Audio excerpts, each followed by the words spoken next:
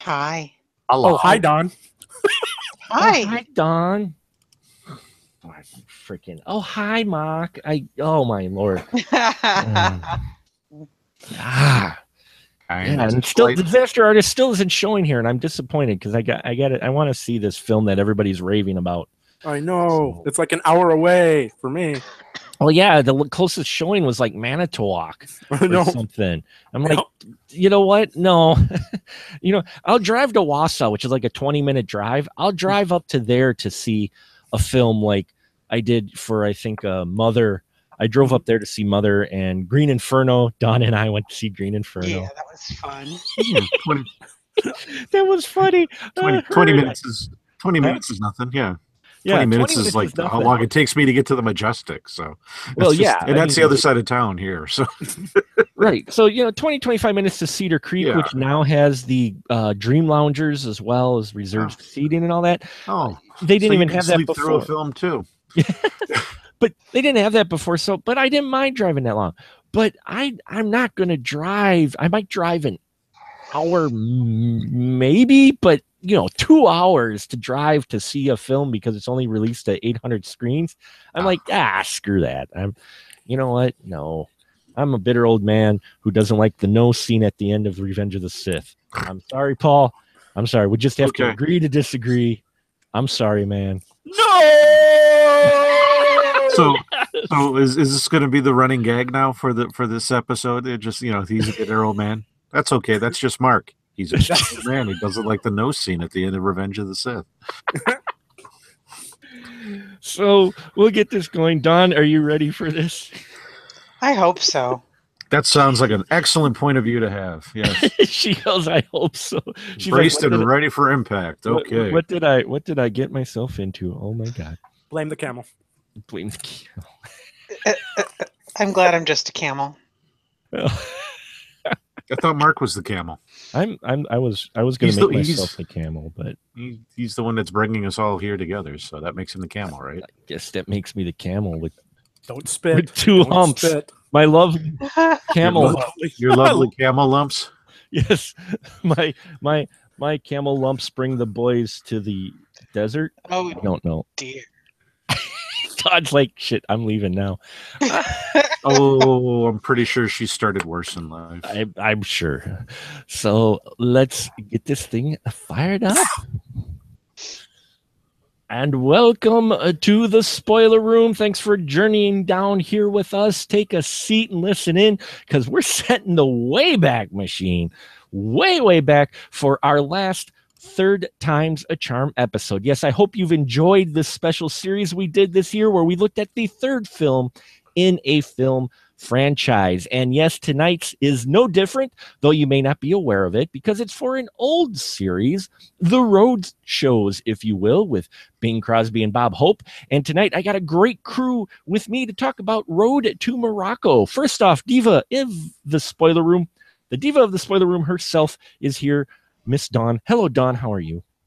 I am fantastic. Good evening, gentlemen. Fantastic. Glad to have you in here. Always love a perspective from the female demographic, because otherwise we're just a bunch of guys talking about films in here. So always happy to have you in here, Dawn. Plus, it's just cool to talk to you. So glad you could be here with us. And next to Dawn is the Bowtie Man himself, Mr. Paul Salzer. Hello, Paul. How are you, sir? I'm doing good. I'm looking for the holidays, but not for the reason that most people think. So. Okay, now you just threw that mystery out there. You can't leave a dangler. You gotta let it. Why? You got to tell me. What's this reason? Well, it's because I'm very psyched to actually get to see Jodie Whittaker get the handoff for her run in Doctor Who. I'm really, really psyched for that. I'm actually more excited about that than opening presents, which is weird, isn't it? I think most of the people in the spoiler room tonight are right on board with you. I was going to say, you're right in perfect company with that, Paul, because next to Paul is the man we call Doc. It's Steven. He's back with us. He was with us on the other Third Time's a Charm. No, that's good. Third Charm the Time. He was with us with the last Third Time's a Charm episode, Superman 3, and he loved it so much he is back. Doctavius, hello, sir. Welcome back.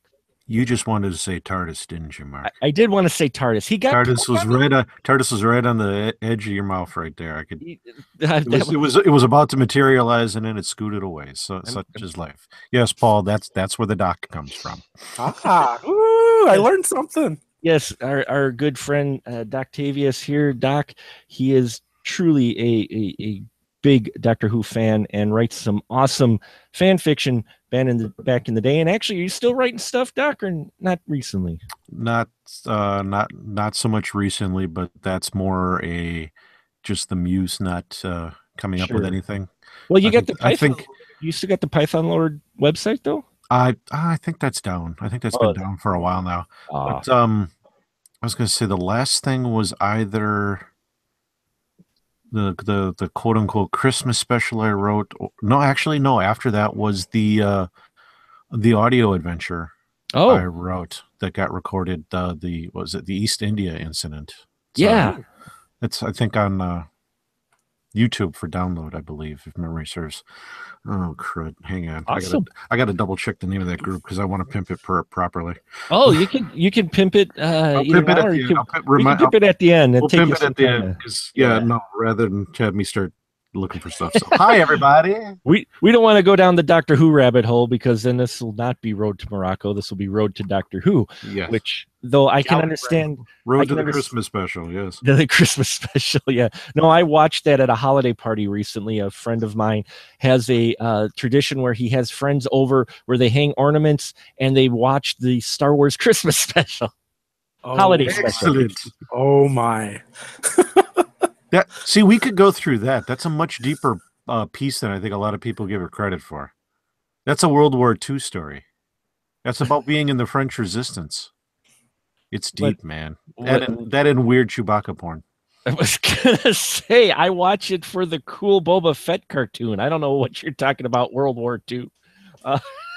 Holiday special is better than any prequel, especially the no scene in Revenge of the Sith that Mark doesn't like. Oh, I'm sorry, that was too blatant. You had to bring that up. It's too soon. That was way too blatant. I need to be better than that. I'm usually so much better than that. I'm sorry. Please explain to me what the solid gold dancers are supposed to represent. The solid gold dancers represent cabaret. Sure. And trench warfare. Okay, either you or someone online has given us way too much talk, Stephen. I think we've just set a stage for a future episode where we may just have to talk about the travesty in history that is Star Wars the Holiday Special. And yes, we've talked long enough where I've been able to look it up. It was a CP Studios release. They do a number of Doctor Who and some Batman audio adventures. Awesome. Fanfic. Cool, and you can plug that at the end of the show as well. So now that we've rambled on long enough, I've let it take us on the road. Yes, folks, 1942, heading back, what is that now, 75 years now? That this comedy came out. Yes, 1942.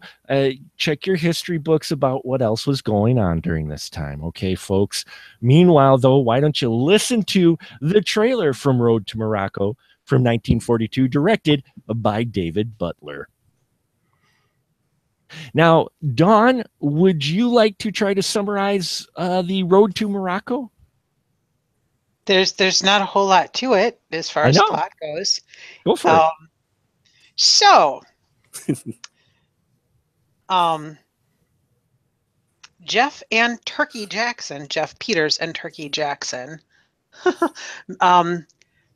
are adrift on a raft, a makeshift raft, after Turkey blows up the boat they were traveling on by smoking in the powder room. You didn't see the air quotes, but I made them. Powder room being gunpowder, not, toilet. Blows up the boat they were stowaway on, and they ride this raft all the way to Morocco, where they get swept up, where they meet at a bar. They're broke, and they meet at, well, not a bar, a restaurant. Turkey, played by Bob Hope, gets sold to a slaver who ends up selling I'm butchering this. I apologize. No, you're doing great. You're going good. Go, keep going. So Turkey gets sold by Jeff to a slaver, and this slaver in turn sells Turkey to Princess Shalimar, none other than the third of the road menage. Yes. Oh my. Dorothy Lamour. Hmm. And of course, shenanigans ensue. Everybody falls in love. Everybody gets the girl or the guy. And, it all wraps around to the end where they are back at the beginning. Yes. That's well put. That's well put. I like that. Road to Morocco is interesting. Yes, it is the third in the Road series, in which there were 7 actually of these films. The one that a lot of people more so talk about than Road to Morocco is Road to Bali, but that I think is because it got it got the Godzilla versus Megalon treatment, where it was like on VHS and DVD, like 80 million different distributors. Yeah. So, but Road to Morocco was actually the third one, and yes, this winning trio that they had here of Bing Crosby, Bob Hope, and Dorothy Lamour would actually travel through the entire series of the road shows. But we'll go to this one first, and we'll see what people initially thought of this film. And I want to start with Paul. Paul, what was your reaction when you finished watching Road to Morocco? I thought it was a very classic film. It had a lot of singing. It had romance. It had the old style humor. I was actually a little bit surprised about how many times they broke the fourth wall. But there was a lot of what do you call it? The self-deprecating humor, and they were picking a lot on themselves as well as Hollywood in general. And to me, for someone that doesn't usually like this type of film, it was refreshing. Cool. And Dawn, how about you? What are your thoughts with Road to Morocco when you watched it? I love this entire franchise. They give you everything you expect. Bob Hope, Dorothy Lamour, and Bing Crosby are a fantastic team. In interviews, Dorothy Lamour said it was hard to keep up with the two guys because they kept improvising. But it's just they were that good of friends, and they were just that good at what they were doing. I breaking the fourth wall was a thing they always did. There's not a movie in the franchise that I don't like. Nice. And Octavius, you being the man who I know probably almost more so than anyone else curates a lot of classic films, and I mean that very affectionately. What is your thought with Road to Morocco when you watched it? Who wrote Bob Hope's ad libs? I'm sorry, that was the first question I had hearing it. No, I actually, it seems like these movies have kind of, this series has kind of faded away in the last 20, 30 years. As prevalent as it was, I remember it being when I was younger. They don't really seem to get talked about anymore, and I'm not quite sure why that is. I'm not sure if it's because other comedy teams just have a bigger impact or still a bigger fan base. While this, generally speaking, probably gets described as a comedy, it falls slightly into another category that's not really a description that's not really used anymore, which would be light entertainment. It's comedic. It has songs, as was noted. It's very lighthearted. It's really a fantasy movie where nothing is meant to be taken terribly seriously. Even as we're noting, Bob Hope's character gets sold into slavery with the intent of being, him being stolen back. But still, this is in another film, this would be a deeply horrible concept. And it's not, because this is a complete fantasy world where, as you noted, historically, we're in the first year of World War II. People wanted something probably lighter. They obviously, more men and women were getting to travel the world in America than would have normally done so in the past. So they were getting to see exotic locales, so to speak. Whether they got to enjoy them or not, it's a whole different concept, I suppose. But this is a very light, fluffy, not meant to be taken seriously at all type thing where it comes across because at the heart of it is Bob Hope and Bing Crosby having a good time with each other, apparently, at least in public. So they and they come across as friends and as as I speak to my friend Mark, who I've known for over 20 years, this is a thing that guys tend to do. we tend to mess with each other a little bit. So good-naturedly so. And at the end of the day, everybody pats each other on the head, and hopefully nobody gets stuck in slavery for too long. So. Well, I mean, and that's the whole thing is they do the slavery angle, but it's like, if you watch the other two films, it's not going to last.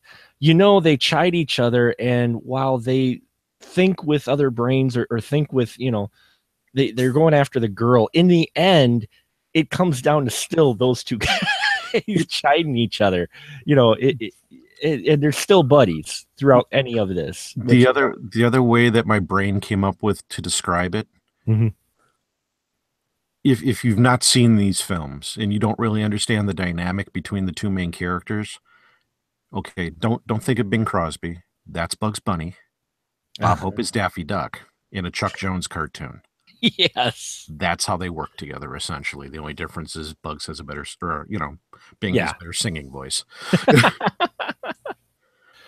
Yeah, and this film is just interesting. Like I said, it's from 1942, and you have to take that into effect. I mean, nowadays, some of the jokes, not as many as I thought, but still, some of the jokes in here are going to fall on ears, and people are going to go, holy crap, is that, such and such. But you do have to realize the time period this was made. And even still, as Doc put it, these films weren't meant to be serious. And in fact, if anything, these are your early precursor, and I want to get into it a little bit, to your parody films of the late 70s, early 80s that Mel Brooks and the Zucker brothers were doing. These were actually intended to be making fun of the genre of film that was popular around that time, which in this case, Morocco, you're thinking Arabian Nights and the desert epic films that were coming out. They were made to satire them. I mean, was it one of them was like a spy one of them? I mean, you look at these are kind of their early poke fun, not only at a genre, but as I think Paul said, and Don both made a point of poke fun.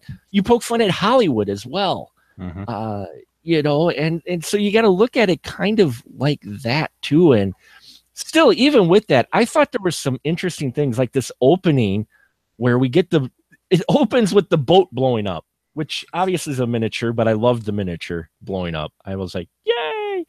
But they're doing these radio announcers, and they're of different ethnicities. And Dawn, did you catch what did you catch what the one button? of the button? Yes, that was fascinating. Yeah, that was really cool. I saw that and I'm like, holy crap! I'm like sitting there going, wow, here we have a comedy, and then you have that, and all of a sudden it just opened up. I'm like, that's crazy. I mean, what'd you think about how the film opened up with these different nationalities? It was definitely striking. I'm still not entirely certain how I feel about it, but it was definitely striking, and it was very. I felt it wasn't insulting, and I'm hesitating to say positive, but definitely more positive than negative. That they really strived to make the audience understand which nationalities were being represented, and the fact that they actually had those ethnicities as those appropriately. Yeah, they were appropriately cast. They weren't white guys playing these roles. They actually they actually had people from that ethnicity. Oh, that's a hard word for me to say. I have trouble with English. Mark is my first language, and English is my second. But Paul, how about you? What'd you think about how this film opened and them showing the international reporters of the boat crash sinking versus showing, say, a U.S. report?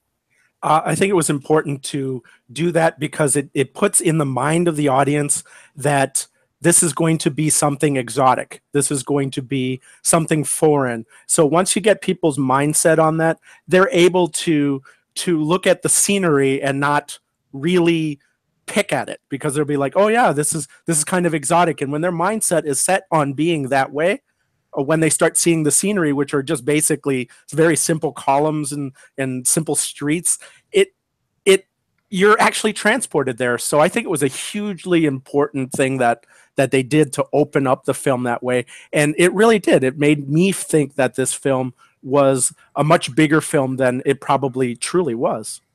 Which is kind of impressive because, during this time, the U.S. propaganda machine was in full swing.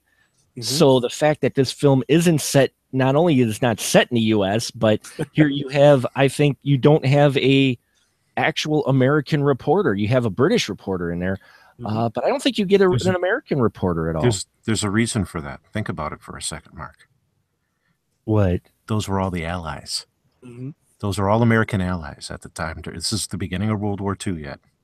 You have a British, because that button that the gentleman puts on, just for context, if you haven't seen this, there's an Asian gentleman speaking into a microphone in a language that not everybody's going to understand. While he's talking, he puts a button on his jacket that says, I am Chinese, to indicate he's not Japanese. That's not something that looked like it was made for the film. That looked like something that people wore. Yeah. This is a piece of his, because it had like a Chinese and an American flag on it. So this is just something out of that period of time that has kind of gotten lost to us. But all those reporters, there was a Russian, there was a British guy, I forget the other one, French. Those are all allies. Those are our international friends. Yes, reporting on this. That's what's going on right there. Okay. Thank you. I thought I was trying to pick the significant. I thought it was allies. I'm like, but my history is more rusty than my English, so I have to apologize on that. But yeah, it was a great way to establish it. And you're right, Paul. It does set the stage for it to make you realize, oh, this isn't going to be, in the U. This is an international. It does really open it up just by having these people in here. You mean it's not Arizona? Well, it's shot in Burbank, California. No, probably. I think it's Yuma. I think it's Yuma, Arizona. Where it was Yuma, Arizona. Got to borrow the sand from somewhere. Oh yeah, you got to get the sand somewhere. But yes, we have our Bing Crosby, Bob Hope dynamic, and man, the way these guys rattle off their dialogue, Doc, don't you see those, as I mentioned earlier, the parody films like Airplane, especially the way the jokes fly at you in this movie they keep coming, don't they? It's a very it's kind of the screwball comedy style to some degree. The speech is very fast paced. They are waiting for a laugh, but at the same time, they're just kind of saying stuff under their breath. They're going back and forth really quick. It's the same dynamic these two had on radio and everywhere else where they popped up. So they did have a lot of practice at this, and it shows. I mean, it doesn't feel like a lot of this is in the edit. This is just in the performance that they're like Dawn was saying before too, that there was, the ad-libbing involved. They're just cracking wise on each other. And some of it was written down and some of it they just said at the time or used an old joke again or whatever like that. But yeah, it keeps moving, and they're sassing at everything pretty much. They are. I mean, even on the boat when they're talking about cannibalism. Yes. I love that conversation. A lot of it felt, then that's one of the things that I like about these films, and a thing that I was thinking about especially today, because they kind of go all over the place. Their jokes go all over the place. It really, you can really feel the flavor of, especially Bob Hope's vaudeville history. Also true. Yes. Good point. Yeah, it does have that vaudeville feel to it, and it comes across. He feels very natural with it. And Bing, I don't think people think of Bing as a comedian, but he does really well versus, opposite Bob Hope in here. Because everybody thinks of him as the song guy first and White Christmas guy, but Yeah. he has some timing in here that's just impressive with Bob Hope. And Paul, how about you with the comedic timing of these two and the way the jokes fly at you? Did you kind of see how the films like this influenced later comedies? Oh yeah, I was actually going to mention the same thing that Don did, Yeah. but in place of that, I would like to talk about how their timing was great, but you also need that straight man, and it's really nice that Dorothy Lamour got to be basically the straight man to both of those guys. Normally, you're used to having like a straight man between the two comedians. You get a Laurel and Hardy type of dynamic, but in this particular case you got to have two very dynamic comedians, and then you had a third actor getting to be the straight person for both of them, and I think that just allowed them to be a lot more playful. Mm-hmm. To some degree, yeah, because they're not playing the same character, but they're playing the same mentality, if you will, as Mhm. opposed to an Abbott Costello where Bud is always the smart one and Lou is not. That's his job, is to be the dimwit and to be confused. Neither of them have to be that person, and even Dorothy Lamour is not, simple. She's doing her up to her own tricks, certainly, but she Mhm. doesn't have this, the pace or she's coming from a different perspective, certainly, so it allows for that change in the process. Yeah. Dorothy, go ahead, Don. Something that just occurred to me listening to a gentleman speak. Dorothy Lamour is the straight man. Kind of reminds me of when we were talking about Duck Soup and how Margaret Dumont Margaret Dumont. how Margaret Dumont was often Groucho Marx's, the Marx Brothers' straight man. That thought occurred to me as we were saying it too. I thought she's the Margaret Dumont then. Yeah. Yeah. So yay! I was thinking that or maybe the Zeppo of the Yeah. group. Well, except Dorothy Lamour is much more likable. Well, yeah. Ooh, Yes. nothing wrong with Zeppo. Oh, yeah, that was harsh. She dresses better than Zeppo, but Zeppo dressed nice. Nothing She wrong with does. it. Oh, yeah. But he doesn't have her eyes though. Her True. eyes are amazing. And they're both in the same face. It's really impressive how she managed that. Yeah. And this is where we'll take a small break as we'll leave Paul to think about Dorothy Lamour's eyes. It'll only take 2 minutes, guys. Only 2 minutes. Just one for each eye. Just mute your microphone, please. One for each eye, all as well. But Dorothy Lamour, I loved her role in this. And it is the fantasy and they're competing for the girl, but I don't know. It's just an interesting dynamic with this. You don't feel too much like the guys are too over demanding. I may not be explaining myself too well, but Don, you know what I'm trying to say, though? It's not like exactly the fantasy story you get where the woman's the prize. I mean, she's like you said, she's got her own agenda in here. How'd you think they set up with her character in this? With her kind of having her own agenda and that, and basically balking kind of that normal princess, I guess, stereotype. I liked it. I mean, she wasn't necessarily intended to be a completely likable character. I mean, after all, she did buy Turkey, and then she was planning to marry him because she thought he was going to die within a week. That's kind of unlikable. and then of course just love at first sight with Jeff Bing Crosby.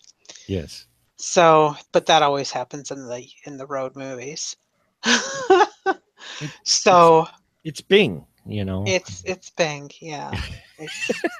I don't know. I like that she kind of evolved into a stronger character rather than a manipulative, conniving character. Mm-hmm. Yeah, yeah, I did. True love reformed her. Loved reformed her, or the fact that she just wanted to get away from all the crazy guys, which one of them was played by none other than Anthony Quinn, who Yay. I totally forgot was in this film. Same here. He's a returning character too, or a returning actor. Oh, was he? Yeah. watched the other. I didn't watch the first two leading up to the third. He's like one of the few characters I think that actually do that. So That's cool. Oh, really? He's one of the other actors that shows up more often than just one. then I think they were. He was in an earlier one, but there was like what, 2 before this. Obviously, this is the third time's the charm. Duh! It's okay. Well, there was I was told there'd be no math. Yeah, I'm gonna go back and mute my microphone. No. As well. I was having fun. It's all good. Oh wow! He was in the first. He was in Road to Singapore. See, there you go. Road to Singapore. There you go. Yeah, which was the first road show, I believe. Roadshow. I think an antique roadshow now. You think? Well, it is, and I'm glad you mentioned the vaudeville, because this kind of has a vaudeville feel to it still, even though it's a movie, because you've kind of got your skits. You got each scene set up in a skit. And, we're talking shooting on film, old school style. So there's a lot of 2 shots and a lot of wider shots. You got other casts going on. It's almost like they're on a stage and they're doing skits, because you get a comedy skit for a while. Like, they show up in town and they're trying to figure out how to get food in probably one of the comedic moments where, yeah, folks, this is 1942. Let's put it that way.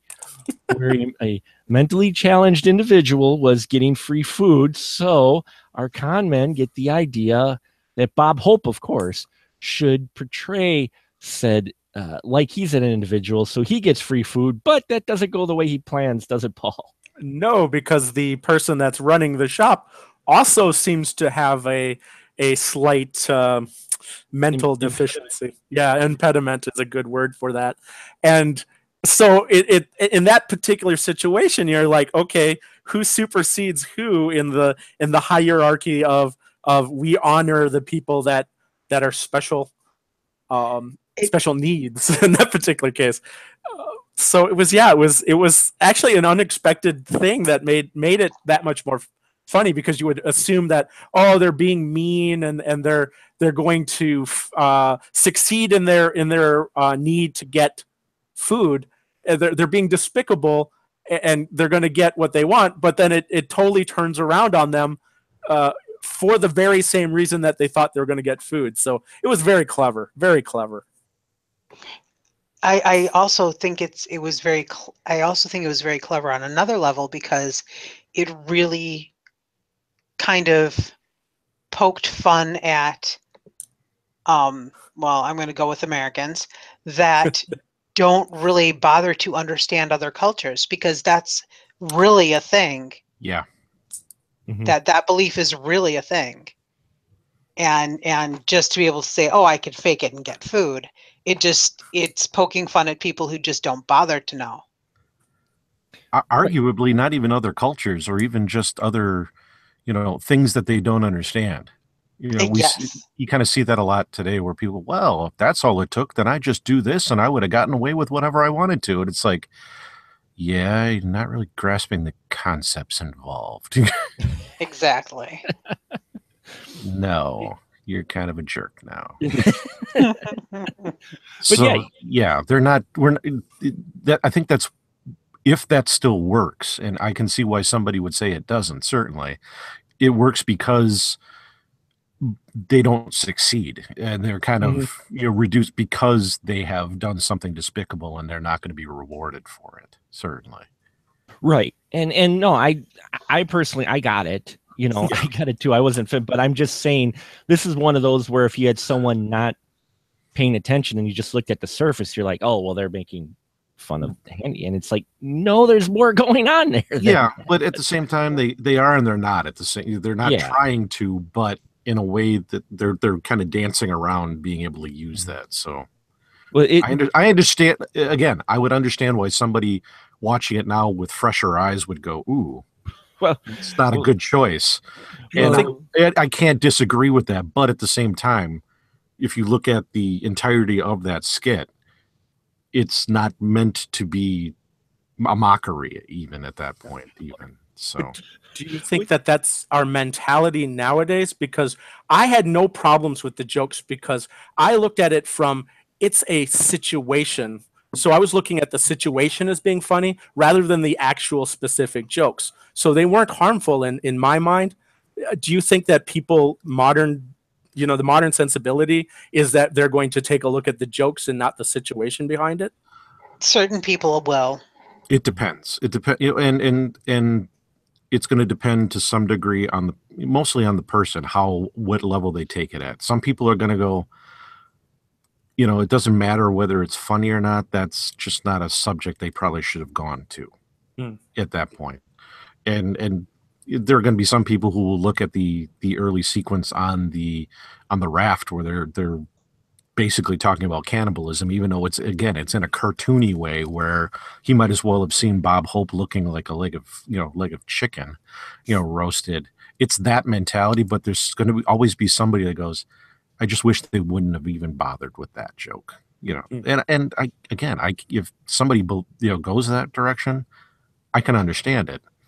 But if there's no reason in condemning it. I wouldn't say, "Oh, this movie is horrible now because of it." No, it's just it was a 2-minute sequence or 3 maybe. It was a gag, and it plays out. I think as you point out, I think the situation develops itself well enough, and there's nothing terribly mean spirited in anything like that. Mm-hmm. But yeah, I've talked to enough people where there's going to be somebody that would be just like, "Oh, that's horrible." They were horrible people. Yep. And it's like, all right, if you feel that way, that's fine, but I don't think that was their intent. The difference where some people go, intent is one thing, and how it travels is another thing. Sometimes you can mean well and still do something completely horrible. I don't think that's what that joke was, though. Myself, I don't think any of us took it that way anyway. No, I didn't. And then that leads to the next sequence, which also made me go, wow, someone would probably have a problem with that as well, which is kind of why I wanted to cover this film tonight, because this isn't really a deep film necessarily. But why I wanted to discuss it tonight is, one, it's a fun movie, and two, because of when it was made and some of the jokes, I wanted to get this panel's opinion on some of the thoughts. Like, we get to the scene where Bing Crosby sells Bob Hope. I'm just going to call him that. But Jeff Peters sells Orville Turkey Jackson. Yes. And there's a joke in there where Bob Hope goes, "Oh no, I see what happens with these guys who buy people. They whip them and they put them out in the fields to pick cotton." And then Bing Crosby goes, "They don't pick cotton here." And I'm just like, oh my God. And then Bob goes, "Hope, what are you talking about? I've seen Uncle Tom's Cabin twice." Mm-hmm. Which was a popular entertainment at the time. So Yep. That's a reference point that people would have understood differently then, perhaps a little bit better then. Exactly. Now it is so lost in time that it has a totally different connotation now. And even that joke is just that I went, yeah. That one was very cringy for me. Yeah. What were you gonna say, Don? Oh, again, for me, I took it I took it like with the previous sequence we talked about, as they were trying to talk about a cultural thing, but they were trying to compare it to something from American history that the American audience would understand. Mm-hmm. And yeah, it was cringeworthy, but I think it served its purpose too. Well, yeah, because that would have been a reference people understood back then. Gone with the Wind was only a couple years before it, so, and Mm-hmm. there were still people that were alive that fought in that war, so yeah. Yeah. So that would, but it's funny because you get those in there and then it kind of tapers off. You don't really get jokes at that angle anymore. It goes really more into the cartoony slapstick from pedestals that have bobbing heads. Paul, what'd you think of that room where they had the bobbing heads? I don't know. I didn't really like it as much. I don't know. It. That was one of the odder set pieces in this film, and this whole film had odd set pieces, though.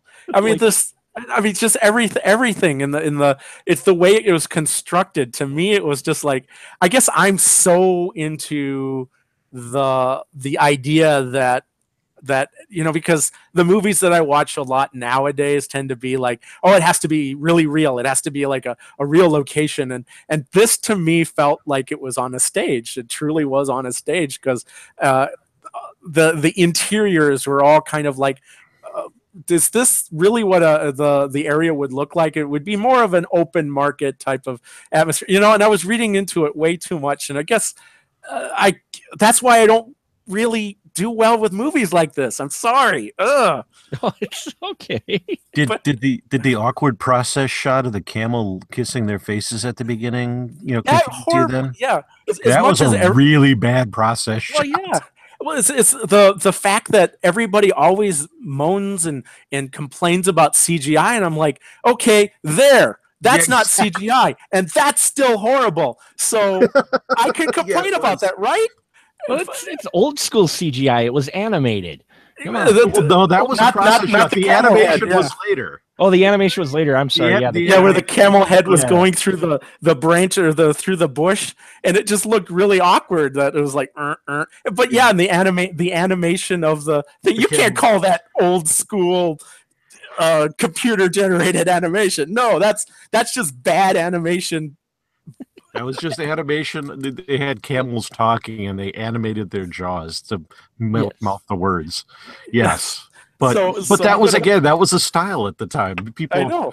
And in a movie like this, you go, whatever. It's not like you're in this super dramatic, Dracula film, and all of a sudden he turns into a cartoon bat and flies away. That takes you out. Nothing's going to take you out of this film, because you go, well, that effect was a little hokey. It's just, this is a ramble of a film. It's just goofiness and silliness, and occasionally pointing at the camera and going, "Are you having fun right now?" Yeah, you have to laugh at the situation, not at the specific elements, and that's where this movie really succeeds at, is if you focus on the situations and the basics, the take a step back and look at it from the 100-foot view, not to the level of detail that I like to do. And it's like, oh, it's driving me nuts. All right. Oh, okay. Yeah, because there's no detail here, Paul. This is just I get it. Yeah. No, but it's irritating for somebody like me. I guess, because this movie's not made to be that type of thing. No, clearly, it's not made that type of thing. There's no depth. There's no. There's just enough water for you to drown in. That's about it, dude. The effects, when people say old school practical effects, Paul, now don't throw people in generalization. Not everybody's saying every old school effect is great either. So you can't. I understand that, but they do that to CGI, and that's the only point I'm making, is that that people see. It should be fair. It should be fair across the board, that when you see something bad, we can talk about it as being bad. We can't just generalize CGI as being, because it's CGI, it's automatically bad. Well, no. If no one's ever said that here, Paul. No, I'm not saying you are. I'm yelling at. I'm doing a parody of the industry of podcasters. I got you. I'm doing a scathing review of those type of people, because I'm passionate about this issue now. I can tell. I don't think I'm going to... You might need to take a break from some spoiler room episodes. It's 2 of them now. I think we've triggered you on. But the other one was definitely a different... I know. Yes. No, I get your point, though, Paul. Very much so on the CGI. And an effect that doesn't pan out is an effect that doesn't pan out. Doesn't matter if it was CGI or a practical effect or whatever. Right. If it looks goofy, it looks goofy. Yeah. Hashtag nothing changes. Nothing's which is good. Which is good about the spoiler room, is that the spoiler room does tend to look at things very fairly. So I am going to say that, because that is true. Well, Well, thank you, Paul. And Yeah. everybody's opinion I have respect for. And I'm just saying that, not everybody that I know anyway that thinks that all the the effects in here are Don, what did you think? Special effects in here in a movie like this, do they matter as much? Oh, I think that they were part of I think that the bad special effects in here, and yes, they were pretty bad, but I think the bad special effects in here were almost as intentional as the breaking the fourth wall.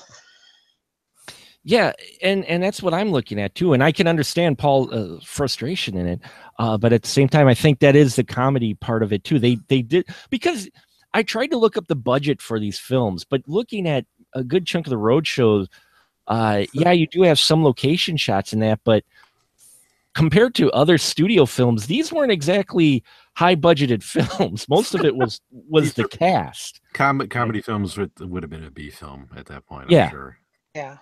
Yeah, this would have been a B in the road show would have been played after your newsreel and stuff from, it would have been the B movie, not the headliner necessarily. No. At a feature, because people used to pay a nickel and stay all day at a movie theater. Well, there is the joke too, where Bob all of a sudden just summarizes what's happened, and for a moment I went, "Oh," and then Bing, what are you doing that for? He goes, "Well, for the people who just walked in." Yep. And I forget, because that's not a thing we do, but back at that time, yeah, that was normal. You didn't go, "Oh." You wouldn't look in the newspaper and go, "Oh, the movie starts at 6 and they got another showing at 7:30 or 8 o'clock," whatever like that. Hey, you went to the movies. You paid your money. You walked in. We see that in old films, and it's not something we understand as people, because we don't do that. You would never walk into a film late now, but then you pay your money. You'd walk in and you'd stay until you watched everything. So if you came in halfway through a film, you just wait till the program looped back around to that point. And you go, "Oh, this is where I came in." And then you would leave if you wanted to, or you just sit there.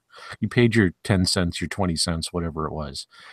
So that was a real thing. That was a joke that they were going to get. That sounds so foreign to us now. It sounds ridiculous.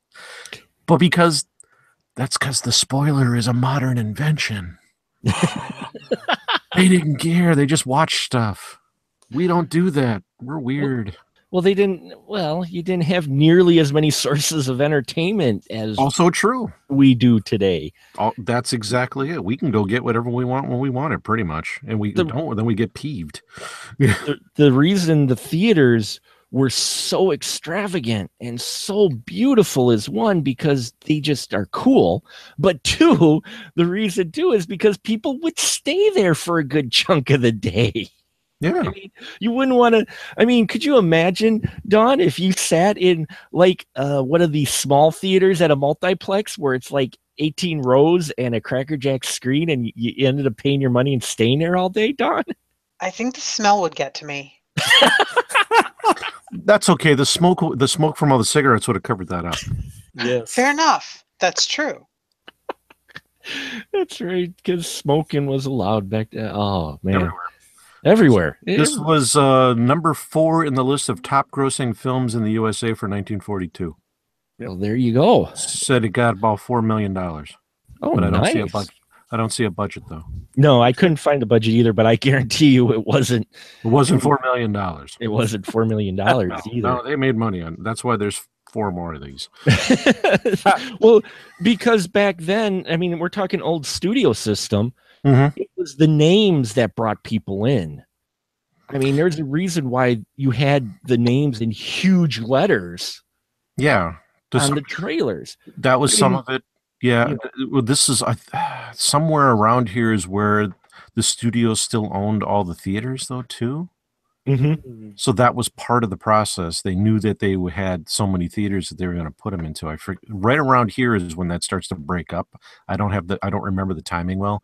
That's part of why television was such a danger, because now all the theaters were kind of on their own and the studios weren't directly related, and everybody freaked out. And people aren't going out anymore. Okay, I guess we'll have to do that widescreen thing that we stopped working with 10 years ago. Everything's in color and widescreen now. Come watch us again. Oh, crap. How about 3D? How about 3D? I'm sorry, I jumped about 10 years into the future. Now you jumped way ahead, and then I'm jumping the route. Don't mind me. and then you have 4D with the Tingler. But anyway, Nice. It's true. yes, it is interesting to see how these films handled some of this material and their actors and the way they promoted them and everything, and the humor in here. Don mentioned breaking the fourth wall. I loved that. I just loved how they broke it because it just was immediate. It was like no said. It just they're doing a situation. All of a sudden, Bob would just look, or Bing would even look occasionally, and you're just like, whoa! It's like It's in the song. Yeah, it's way before Deadpool. Yeah, the opening. We'll probably run into Dorothy Lamour again, or something along those lines is in the song. Yeah, the song. That's what it is. Yeah, the phrases: where we're going, why we're going, how can we be sure? I'll lay you 8 to 5 that we meet Dorothy Lamour. There you go. Yep. And then there's for any villains we may meet, we haven't any fear. Paramount will protect us because we've signed for 5 more years. There's no and rhyme then Bob there. Hope is actually making the sign that it's only 2 years. Yeah, yeah. I hadn't noticed that. Good call. And then later on, when they tried to do the patty cake routine, they've already seen, the villains have seen it, so they punch them out. I liked that. Yeah, they've got their running gags in here that run through this entire series, and I loved how they played it. By the third film, the joke. It's following the formula, and here's where a formula actually works, and people expected it, and it might be even what brought them into theater was because they knew the formula that they were going to get with a road show. You were going to get, the song and dance, which I never finished my thought before because I'm such a scatterbrain like that. But what I was saying before, where it felt like old vaudeville, is you had comedic skit, and then you had song. You have 4 top songs, which I imagine, I didn't look it up, but I imagine probably got radio play as well. There was most likely a shortened promo version that ran 15 to 30 minutes to promote the movie. Right. It had the songs in it. Yes. I have some radio shows that were promos like that. Oh, really? Not for this specific film, but for other ones. Yeah. Sure. So you got the 4 songs in here, and I like the songs in here. Don, what'd you think of the songs in here? I mean, they got the parody song where they're poking fun at themselves in the beginning, but then we get a few more song routines in here. What'd you think about the song part of the film? I always did like the songs. I mean, even now, because of where I work, I get to listen to a lot of the old songs from the 40s. So it's always entertaining to listen to Bing Crosby and Bob Hope and the songs that got radio play back then. I think the songs are fantastic and entertaining. I love that the main love theme between Bing Crosby and Dorothy Lamour was kind of mocked towards the end of the movie. Yes. In that whole Mirage scene, I loved that. Why don't you tell our listeners a little bit about the Mirage scene, because I forgot that was in there and I loved that. Oh, yeah. So after Dorothy Lamour was kidnapped by Anthony Quinn and his band of raiders, Bob Hope and Bing Crosby were dumped off in the middle of the desert, where they wandered aimlessly until they started seeing mirages. Well, the first mirage they see is a drive-in, and when they realize that was a mirage, they keep going, and until they see a mirage of Dorothy Lamour, who is singing the love song to them, the what is Moonlight Becomes You, it's called. Yes. And she kind of talking about bad CGI or bad effects. Mm-hmm. Dorothy Lamour is kind of a ghostly figure, rises up out of the sand in evening stage wear. Yeah. And she starts singing to them. Well, as she starts singing to them, they start singing back, except they're just alternating voices. So Bing starts singing in Dorothy's voice. Then Bob starts singing in Bing's voice. Dorothy sings in Bing's voice. Bing sings in Bob's voice. And it just goes round and round and round like that through the whole song. That was fun. I'd forgotten about that. Thank you. it was such a fun routine. And actually, if you think about it, it shows that some of the funniest things that still hold up today are so simple in concept. And But and go ahead. almost as enjoyable was watching Bob and Bing's face as they were reacting to which voice was showing up. Yeah. Yeah, exactly. I mean, I loved that bit, and their facial expressions help add to the comedy, and Lamore is still even playing kind of the straight man in this routine, as she's singing. Paul, how'd you feel about this skit? Did you enjoy the humor of this one? Oh yeah, definitely I did. It shows the chemistry between the characters because you can tell that they were having a good time, and it really does, again, like we were mentioning before, the vaudeville type of feel where people are getting together, and they would just do the routine, and they would do things that are unexpected, and it would be fun and spontaneous. And it really does, especially at this point of the film where the heroes are pretty much near the bottom of where of their arc, because uh, of all the bad things that have happened. Everything that should have been good to them hasn't happened, and everything that's bad has occurred. And so you need that little pick me up. And so this particular scene is that pick me up that you need in the film. And I enjoyed it. And plus, Dorothy Lamour. Because Dorothy Lamour. Doc, how about you in this routine? Is this something we've seen in other older films as well? Most likely, and it doesn't immediately strike me as where I can think of another example of it, but it wouldn't surprise me necessarily. It, as noted, this is a what could have been a dark, relatively dark moment, and it's a moment of comedy to lighten that mood. Hey, they've been dumped in the desert. I Be fair, when they saw that drive-in, I wanted a hamburger too. I ain't gonna lie. Oh man, when I saw that drive-in, I'm like, I want a place like that now. I want a burger. They exist to some degree, but we Yeah. forget how small the portions were and things like that. Was Well, it bad? Was it bad What? that I thought of Fallout 4? It made me hungry. It was late. I shouldn't be eating that late anyway. It gives me, upset tummies. But anywho, So I think we talked about the film quite a bit, but I want to go down our row here and see if there's anything our friends here on the panel want to point out, whether or not there's a scene in particular you want to talk about, or a character, or just something in general that we may not have touched on. So we'll start with Paul first. Paul? Ooh, already actually let it slip about my question to you guys, and that was the whole idea of the special effects and Okay. how it was done. And yes, so I'll hold off, and I promise I will be positive because I did find one that I liked. So I want to find out what you guys thought was a really good special effect for the time that this movie came out. Ooh, a good special effect, Dawn? I guess. Oh God. See, with this one, it's hard because I really think that all the effects were intentional to add to the over-the-top cheesy factor. But I guess for me, the most memorable effect, because it was one of my favorite scenes in the movie, was the one I mentioned, the mirage in the desert. Excellent. Doc, how about you?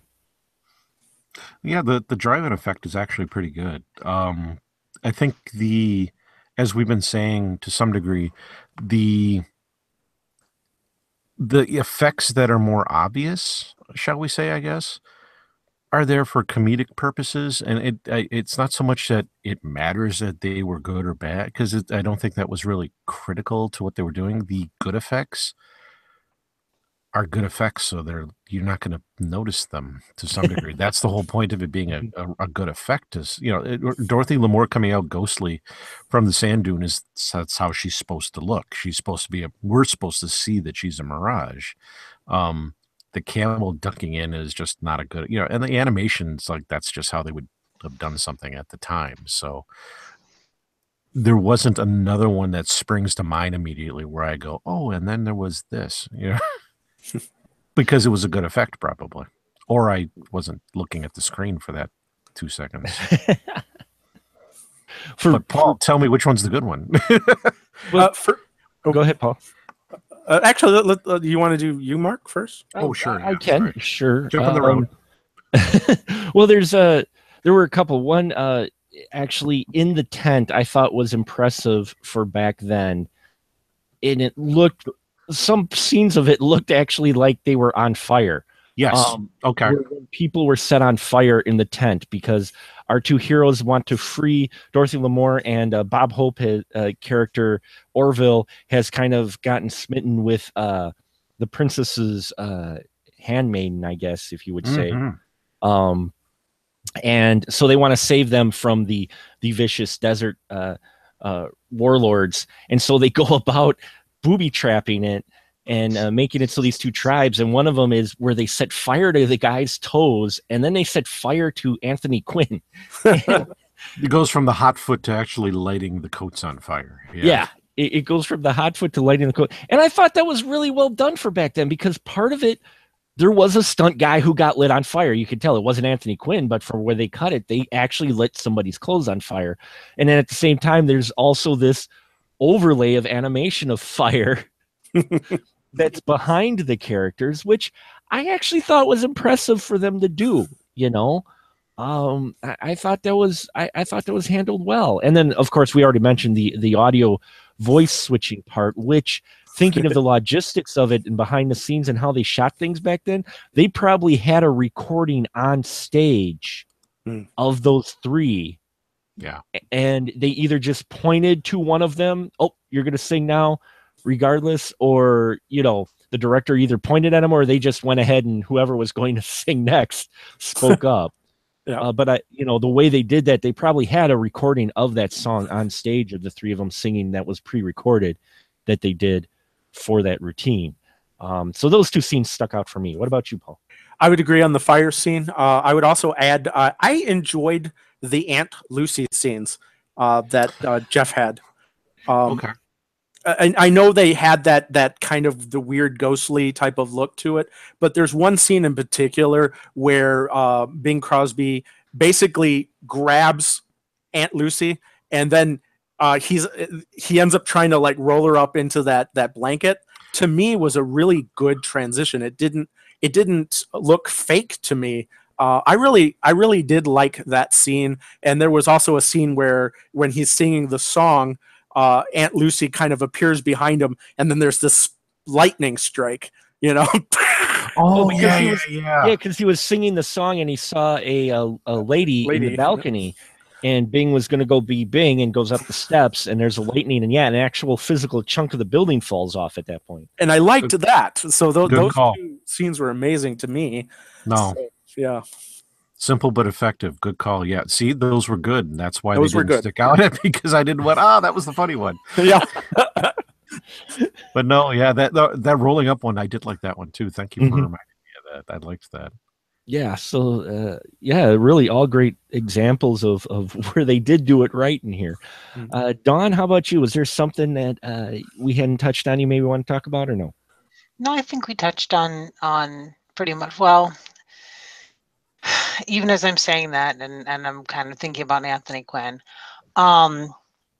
one of the things that I noticed, and it doesn't seem like that big of a deal to me, and maybe I'm guessing maybe I'm wondering if it is a big deal to anybody else. The villains of the pieces are so minor. They're such minor characters. They're only brought in enough to let the audience know they exist and to kind of move the story such as it is along, and to give you a physical representation of adversity. That really doesn't bother me, because to me that's not what these movies are about. Does that bother anybody else? Doc, what about you? Underdeveloped bad guys in this, does it matter, and did it bug you? I will go a step further and say that anybody in the cast whose name did not end with Hope or Crosby was an underdeveloped character. True. Very because true. and to agree with you though, because it didn't matter. Even Dorothy Lamore's character is basically just there. We mentioned that as part of the transition, Bob kind of gets a handmaiden character that follows him like like a puppy dog essentially. There's nothing to that character apart from the fact that she likes Bob. We don't know why. She doesn't know why. It doesn't matter. None of it matters. It's just they're doing some silly things, and everybody else is just there surrounding them. Because as much as Lamore was obviously part of the marketing of this, even her character is really just barely there through a lot of it. It's both. It's a Bob Hope and Bing Crosby's show to me, but that's not all bad necessarily. Correct. Exactly. And that's why it doesn't bother me. It's what they were going for.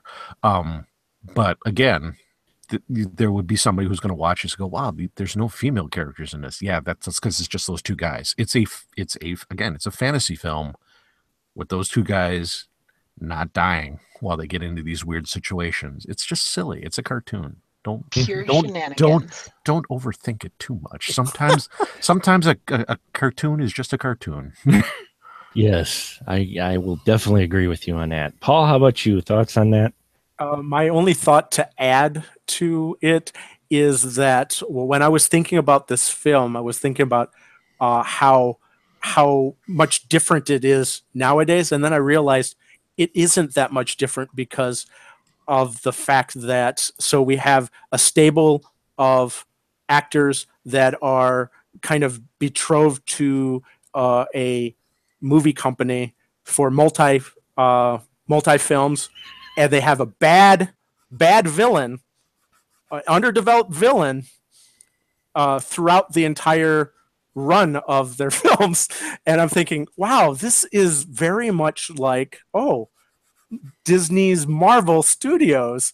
And I'm thinking that things haven't changed, and maybe we're trying to get back to the way movies were made. So I'm glad you brought that up, Don, because it really does emphasize my thought that, oh my God, the film industry is truly an industry, and now we're finally making our way back to the way films were made. And I was really ready to say, oh yeah, the films of the 40s were this grand golden time, and I'm like, wow, the films of 2010 are just the same. Yep. So you agree that we're in a golden time of film? Thank you, Paul. Yes, we are. See, the main difference is, there's no song sequence. We don't have a moment where Chris Hemsworth gets to sing as Thor. We should, though. Maybe we should. Yes. Well, you see the James great Spader got to sing. Yeah, That's true. In which so perfect. What Ultron. Yep. Oh, kind of, yeah. So You had to bring Age of Ultron up, but James Spader. I like James Spader. It's James Spader, so it's passable. It's for Spinach. Done. Underdeveloped villains, not exactly a new thing. I don't think anyone will claim that it is a new thing. But yeah, you're right though, Paul. I'm glad you pointed it out, that it is kind of a trend you're seeing with the comic book films. We have a group of individuals who are under contract for a certain number of films and with the same studio. Not only that, but they're also serialized, just like some of the old films, only they're just a lot longer serials. not really. If you figure there's a 12 or 13 part serial that runs about 20-30 minutes a piece, they're shorter now. That's true. You're absolutely right. Now that I think of it, yeah. If you talk about the whole series, yeah, I was thinking of per episode, but yeah, if you take the movie as a series, yeah. Go watch the Batman or the Captain Marvel serial. They're a little longer. Yeah. Flash Gordon, man. I got to get that Captain Marvel Blu-ray. I'm curious. The Captain Marvel serial got put on Blu-ray earlier this year. Oh, nice. It's supposed to be very nice looking. I just haven't gotten a chance to get it yet. And Doc, how about you? Do you have a question or anything for us to talk about with Road to Morocco, or did we cover it? I'm not sure that I can think of anything else that we haven't already covered, to be honest. Cool. Awesome. I think some of the things that were bumping around in my head got knocked out already by other conversations. Awesome. Well, then we will wrap it up for tonight. So what I want to do is I just want to end with, why don't you folks just give your quick final thought with Road to Morocco, if you would recommend it, yes or no, and if third time's a charm. So Dawn, would you recommend this, and was third time a charm for you? I think I know your answer on this one. So. Yes and yes. Sweet and simple. Paul, how about you? I'm going to go yes and yes. Nice. And Doc? This is a film where you can see how it influenced other film. I mean, the incredibly meta concepts, man, I thought of the Muppet movies a couple of times.